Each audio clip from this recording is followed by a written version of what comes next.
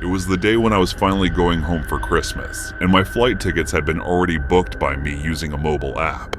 I was supposed to fly from California, Los Angeles to Denver, Colorado, and since it was a 3-hour flight, I made sure to properly hydrate myself. A night before my flight, I went shopping in a nearby market area from where I brought a few Christmas presents for my family. My little sister Lucy loved the Disney movie Frozen and was a huge fan of Olaf the Snowman, so I bought Olaf's stuffed toy for her. After coming back home, a bit tired and hungry from all the walking in the market, the first thing I did was to have dinner before I was to start packing. By the time I was finished, it was already 11 p.m., and since my flight was at 6 a.m. at dawn, I had to go to bed early. But as I was lying in bed, I couldn't sleep a wink due to the excitement and nervousness about going home after so long. Still, I was able to get some shut-eye before I woke up at 4 a.m. to get ready. After I was done, I booked a cab for the airport, and within a few minutes, my cab driver called to confirm my pickup location. He gave me another call when he reached the location, and as I was already waiting outside, I caught up to him.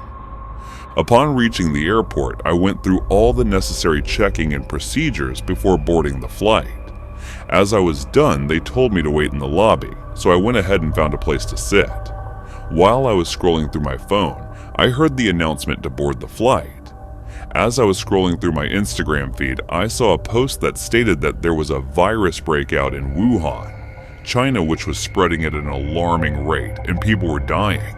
I did feel bad for them as the feeling of sympathy rushed for a bit, but then I scrolled up. Little did I know at the time that it wouldn't just stop there. A man wearing a dark gray hoodie and a mask was sitting next to me, which I didn't even realize until I got up from my spot. We were standing in a queue to board the flight, and they made a special announcement to wear masks.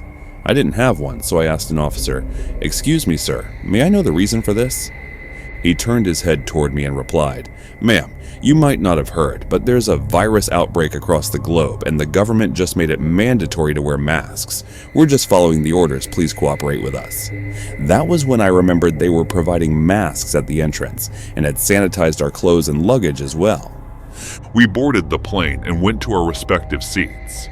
From that moment onwards, several announcements were being made, but I couldn't focus on any one of them because of the person sitting next to me. It was the same person from the airport lobby with the dark gray hoodie, and by the looks of it, he was probably asleep. I couldn't tell as his face was covered with a mask, and he had his eyes closed the whole time. There was an uneasy feeling taking over me for some reason, so I tried to get some sleep. The flight reached Denver, Colorado on time, but at the airport there was a medical team with armed forces to make sure everyone gets tested for the virus. They were calling it coronavirus. Again, we had to stand in a queue, and one by one, all of us got tested. The virus had already spread across the world, and the World Health Organization had given some guidelines to follow. We had to comply with their rules for the safety of citizens and our families, and were told that we need to quarantine for a week before we can be allowed to go home. No one was ready to do this, especially me, since there were only 3 days left for Christmas, and I was eager to be with my loved ones. I couldn't stay there, so I went ahead and asked a woman who looked like a healthcare worker, "Ma'am, it's Christmas in 3 days and I have to go to my family. Can't we just go home? Why do we need to do this? On what basis are you making us quarantine? We're passengers, not criminals." She replied calmly, "I understand your frustration, ma'am, but we don't know which one of you might have brought the virus with you and how many people might get affected by it." Another man in a white coat said, "We need to quarantine you at least until your test results come out." People started protesting and asking questions, but no one was agreeing to this. And I was among those furious ones since all of this made little sense to me. Why don't you quarantine the ones who brought the virus with them instead of doing this to the rest of us? I asked in a frustrated tone. The police officer at the airport got angry and said, "Listen here, lady. As we have been saying, we don't know which one of you has it yet, and this is for your safety. So it would be better if you stop this right now." I got even angrier after that, and for some reason, I went straight to the man wearing the gray hoodie who sat next to me on the plane, and he was standing in a corner away from other people's eyes. Grabbing him by his collar, I started hitting his nose with brute force and didn't even realize how hard I was hitting him until he stumbled backward while holding his head, as if my punches hurt him a lot. I'm sure my delicate hands didn't hurt him that hard, so why is he behaving this way? I thought to myself. A fight had already broken out among the passengers by now due to my rebellious act, and officers came forward to try and stop it, but people weren't ready to listen. All of a sudden, the man I punched in the gray hoodie passed out amidst the ruckus, putting a stop to my movements. No one seemed to notice him, and since police and healthcare workers were busy with their attempts to stop the fights that were going on, I went ahead to help him as I was feeling guilty about punching him. I removed his mask and was shocked to see the stitches around his mouth that were now broken, and he was bleeding. By the looks of it, he probably had surgery around his mouth, explaining why he was wearing a mask. As I noticed that no one had yet noticed him, as they were quite busy having arguments of their own, I quickly put back his mask on his face. The guilt for taking out my anger while thinking of him as the one with the virus and hurting him was taking over my senses, but at that moment I was too terrified to even think straight. While I was trying to figure out what to do, the medical staff noticed the fainted man and came running towards him. He asked me what happened while giving him first aid, and even though I knew it was my fault, I couldn't bring myself to tell the truth. So I lied and said, I don't know, I just found him like this. He probably got hit during the fight and he fell on the ground. Is he going to be okay? I added. Other doctors and medical staff started to notice, and he was immediately taken to the emergency room. The rest of the passengers were taken to a nearby hospital where the quarantine arrangement was for over a week. I'm sure everyone had a hard time during that one long week, but none of them compared to what I went through, because I had submerged myself in guilt, and it was making me sick. After 3 days in quarantine, I couldn't even eat the food that was given to us since it almost felt tasteless. Deep down, I was mad at myself for beating up that guy at the airport and kept thinking about his well-being. Maybe the quarantine was my punishment for hurting him. Christmas passed, and I didn't feel anything about it. I just wanted to get out of that hospital room and run to my family. Finally, the punishment was over, and we were allowed to go home. But before I could get happy, karma hit harder than a rock as one of the medical staff came in while I was getting ready to get home with my report and said, "I'm sorry, ma'am, but you cannot leave as you can see here. You have been tested positive. Please cooperate with us as you need to stay in quarantine a bit longer."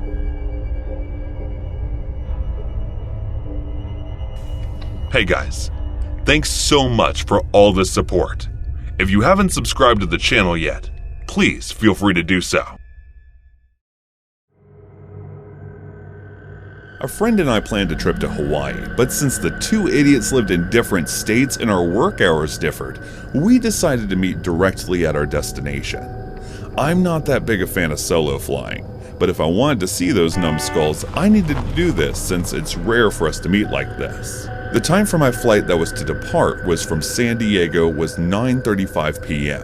and it was to land to my destination around 3 in the morning. So I finished my work in a jiffy and headed out a bit earlier than usual. Right after I got out of the office at around 6 p.m., I headed straight to my apartment, grabbed my already packed bag, and called myself a cab. I was up all night packing my stuff and couldn't get enough sleep, so I was feeling a bit tired. Still, I got to the airport on time and went ahead for the formalities. The flight had been a bit delayed, so I was told to wait around till the announcement. I went ahead and took a seat, putting my earpods on, and I started watching Young Sheldon. I had watched Big Bang Theory and had been meaning to watch this for quite a while, but as I was always too busy with work, I couldn't get the time to do that. As I was watching the show, I looked up to see how long it would take for them to make the announcement, and that was when I noticed a man walking in my direction. It felt like he was staring right at me as he walked. Could have been my imagination, but I swear that I saw a slight smile on his face for a brief moment. The man walked closer and sat next to me. I thought, what the hell? There are so many empty seats, so why is he so close to me? I acted as if I wasn't fazed by this, and whilst pretending to be on a phone call, I got up and moved toward a different seat. After a while, the man also got up and again sat next to me. I was speechless, well, more pissed to be honest. Was he trying to follow me or something? I didn't know if I was imagining things due to sleep deprivation, but it still felt a bit awkward, so I tried my best to avoid him. While I was focused on the phone, I could feel his gaze on me. It was like he was trying to watch inside my soul or something. There was no way I was going to let this slide. So I lifted my eyes from the phone and looked over at him. He flinched for a second, but then gave me the same weird, disgusting smile I saw earlier on his face. There had been a few times when I had to face such weird men in my life, and it was equally unpleasant and creepy each time.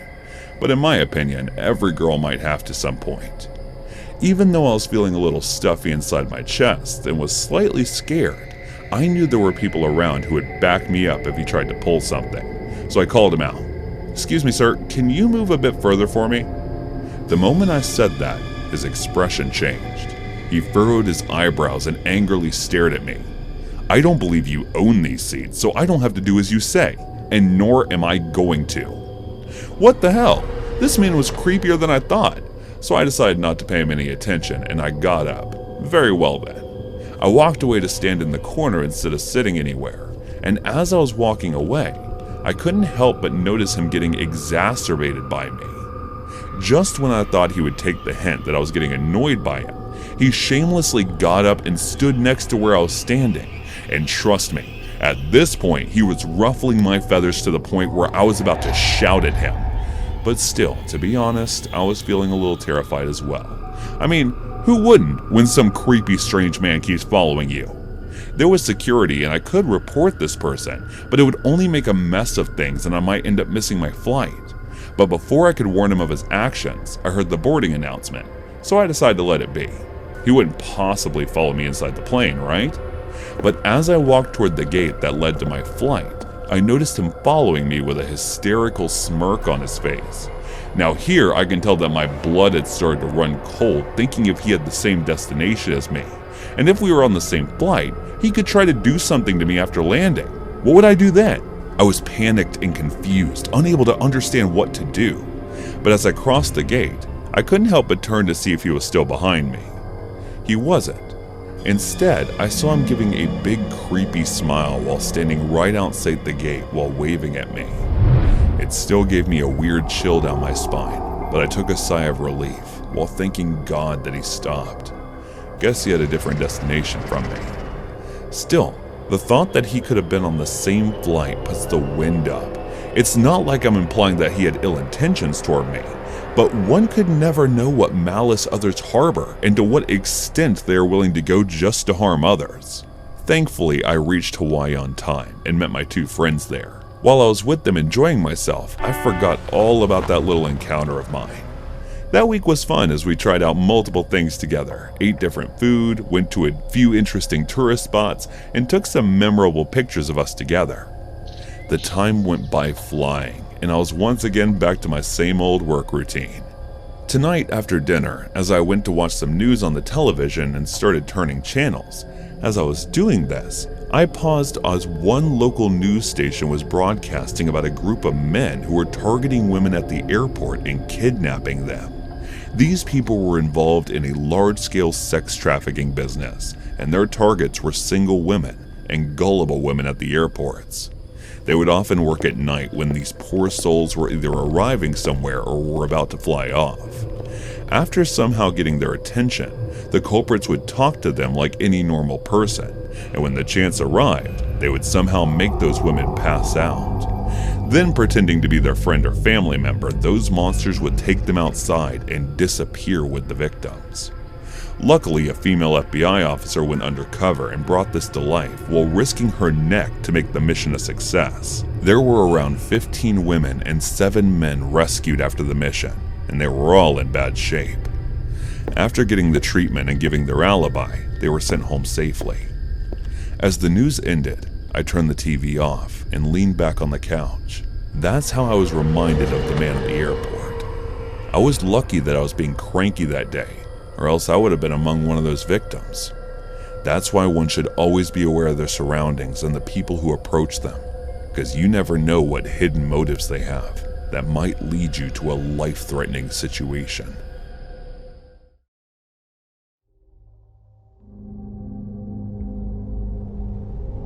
Many years ago, my husband and I took our kids on vacation to Sri Lanka. The flights were quite tough on them. I remember my son puking his guts up because his blood sugar was so low, and my little girl's ears popped so bad that she cried for the entire descent into Colombo. I promised them that it'd be worth it, but I was also terrified that they'd just end up hating it once we were there. But thank God, my son was sold on the idea as soon as he saw some of the wildlife, and when my daughter saw miles upon miles of gorgeous sandy beaches, she too suddenly forgot how grim the 17-hour flight was. So, at one point, my husband is off taking my son down some jungle-side roads in what was basically a walking safari tour, while me and our daughter relaxed on the beach. Anna had just turned 6, so she was just a little ball of energy who burned herself out digging in the sand and playing in the surf. So as long as I keep an eye, and plenty of sunblock on her, I was free to just relax and soak up the sun. Then at one point, I just hear, Mommy, look! Doggy!" I open my eyes and feel them straining from the intense sunlight, but there, clear as day, just a few hundred yards down the beach, was a dog. Anna loved dogs, and she'd point them out wherever she went, a trait that I can assure you has never left her. So I just gave her a, "Oh, isn't that nice, honey? Just remember they might not want to be petted like our dogs." I know that sounds weird, but one of the things we were warned was that there's no mass vaccination of animals in Sri Lanka, not to mention very little in the ways of formal dog training. That meant that not only were they considerably more likely to bite you should you catch one in a bad mood, but it meant that that bite could lead to some very, very nasty infections. But try explaining that to a 6-year-old. So me and my husband just went with what amounted to Sri Lankan dogs can get very grumpy because of the heat, and they don't like being petted like Nana's dog does. Knowing how grumpy intense heat made her, she ate up our excuse without many questions. So, like I said, I acknowledged the dog, then just closed my eyes again and carried on sunbathing. A minute later I hear, Mommy, look! Another doggy!" Again, I open my eyes, make myself a little sun visor with my hand, and look down the beach to see 2 dogs this time. They're both these blonde mongrel things, their breed indistinguishable as the result of probably hundreds of years of unchecked breeding. They hadn't caused us any trouble at that point, because as much as they were actually wild dogs, they were still quite chilled out. The beach cafes fed them leftovers to keep them sweet, so they spent most of their days just sleeping to beat the heat. Trouble was, they were decidedly unpredictable, and could be your average tail-wagging good boy one minute, then something distinctly different the next. So, as I said, I look up to see 2 dogs this time. They were playing in the sand, getting close to the water, then rushing back whenever a wave crashed in. Admittedly, it was very sweet, so I watched them playing for a minute before my eyes begin to close over again. A bit more time goes by, longer than between the first 2 of Anna's dog sightings. Then all of a sudden, I hear, Mommy, look! Look, Mommy!" This time, Anna is much further down the beach than the first 2 times she'd called me, and there's not 1 or 2 additional dogs on the beach. There's an entire pack of them. There must have been about 20 different dogs on the beach for the 3rd time I opened my eyes. There was a tiny little Jack Russell, some long-eared spaniel type, dogs of all shapes and sizes. But the one that was apparently leading the pack was this giant, moody-looking Doberman. It was quite surreal, actually, seeing a pack of feral dogs just wandering around together like that. I can't speak for everyone, but where I'm from, you'd never actually see a stray dog roaming the streets, or not at least anymore. A lost dog maybe, but a legitimate pack of strays? Not a chance. But in Sri Lanka, seeing what appeared to be a live-action version of an all-canine Disney film was a relatively common occurrence. At first, I give a little chuckle and reach for my phone to get a picture. But just as I do, I give the whole scene another look. 6-year-old daughter, pack of stray dogs. She's slowly wandering towards them, They're paying her increasingly more attention as more and more dogs stop playing and begin to look in her direction. It was this huge uh-oh moment, and as it hit me, I got up, took my flip-flops off in preparation to run, and started calmly calling out for Anna to walk back to me. I tried my best to keep calm, I really did, but Anna must have been able to just detect the panic in my voice. She stops to look around at me, this nervous look on her face, and as she does, the dogs start walking down the beach towards her, one by one. I was saying, "Walk back to mommy, Anna. Walk back to mommy," trying to emphasize the walking part because I knew the dog would only chase her if she ran. They were all staring her down, ears pricked up, and I'm praying for them to just stay put, but as Anna looked back, saw that they were closer, and started to run, they gave chase. What I felt next, I don't think I can even call it fear. I had to put myself in between those dogs and my daughter, even if it meant me getting hurt. That's just what a mother does. I wouldn't even say I'm a particularly brave person, but I didn't think twice, and I suppose that just speaks to the power of motherly instincts.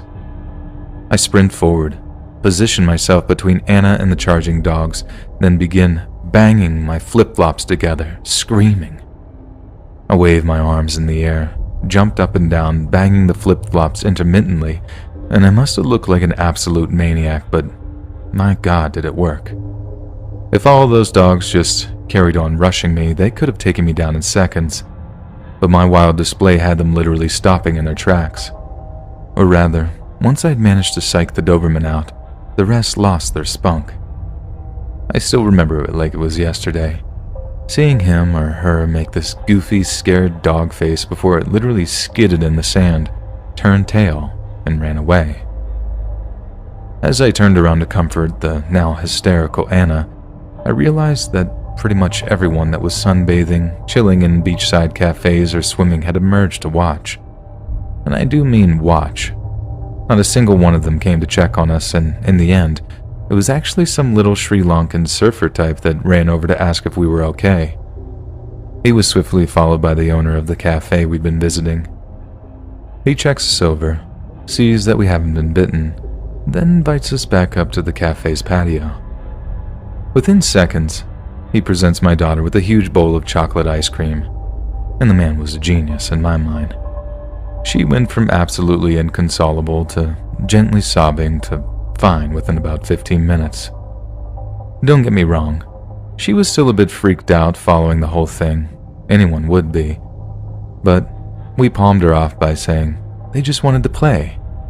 But they might get a little rough, so it's best to stay near mommy and daddy whenever there's lots of doggies around. This made sense to her, and she was back to thinking Sri Lanka was the best place ever in no time. I suppose this has been a quite long-winded way of saying that no, it's not a terrible idea to take your kids on vacation to more exotic places. Yes, there can be risks, but I honestly feel like the net benefit is high enough to make it totally worth it.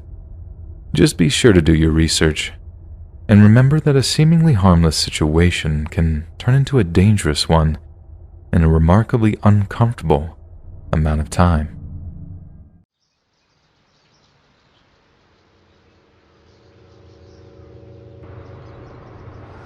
This happened about 5 years ago. I had just started a new job at a bank that I don't wish to name, and my trainer was a really nice guy.